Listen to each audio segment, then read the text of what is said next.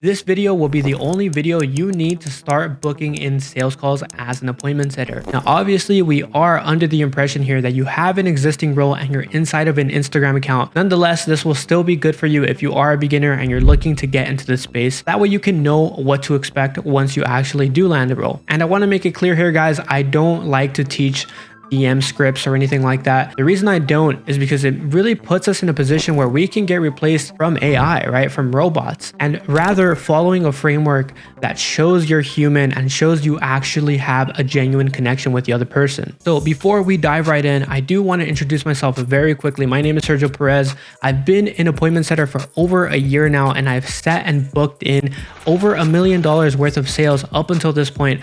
July of 2023, I had a record month of $11,000 in commissions.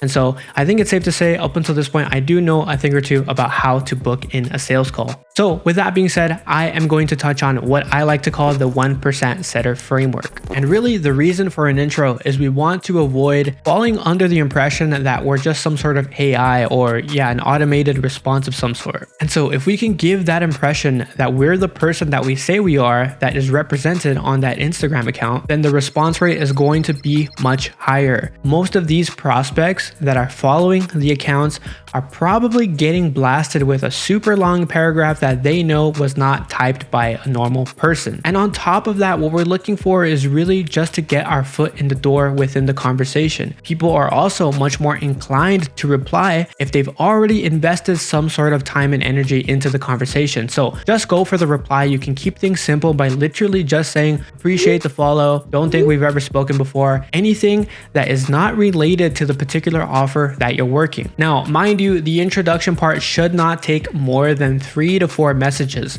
A lot of people's mistakes is they try to build too much rapport and they try to make the introduction longer than it has to be. All we're looking for is the slightest connection and the smallest amount of acknowledgement. And so then what we do is we move on to step number 2 and we pivot the conversation so we can qualify whether or not this person is actually going to benefit from whatever it is that we offer. And during this entire qualifying process is we want to determine, are they struggling with X, Y, and Z that our offer can help them with? Or do they match the avatar checklist? And really what that checklist should look like is a full breakdown of what we're looking for within our offer. Who are we after? Are we after men, women? Do they have to be in their 30s? Do they have to be working a tech job, etc., etc.? And also within the qualifying process, we want to determine, can we actually help this person? So if you are on a genuine offer, which you should be, we don't want to book in people onto sales calls that we have no business helping. Think about it. It's a waste of your time for having that conversation.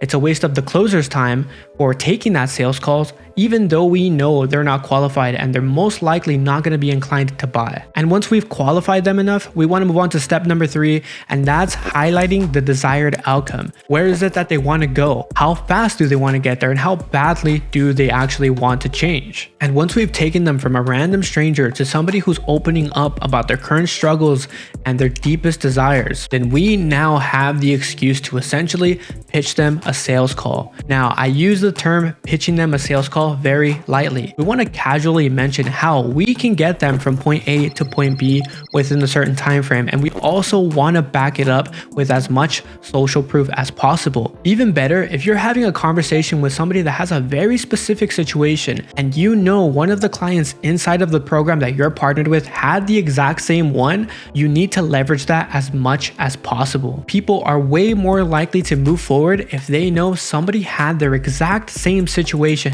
but decided to take that leap and now they're on the other side. You also want to make sure you speak with full conviction here. Try your best to stay away from using phrases like, I think we can make this happen, and instead replace them with, I can definitely help you get there. This may seem like such a subtle change, but it's going to make all the difference when you're booking in sales calls. And lastly, you want to throw in some slight urgency just to get them to make a decision to book in as soon as possible. Once you pitch and they agree, you can do this by saying, perfect, I'll be at my desk for another 5, so go ahead and lock it in so I can make sure I confirm it for you over on my end. And that pretty much wraps it all up, guys. Booking in sales calls is not hard whatsoever. It's just a lot of misinformation and people doing the wrong things inside of the DMs that don't lead to actual results. If there's even one main takeaway from this video, that's to remain as casual and as human as possible. Trust trust me, it'll go a long way. And if you are stuck in a 9-to-5 and you're really looking to break into this online money, but you don't know where to get started, message me over on Instagram and we can chat about what that'll look like for you. I'll see you all in the next one.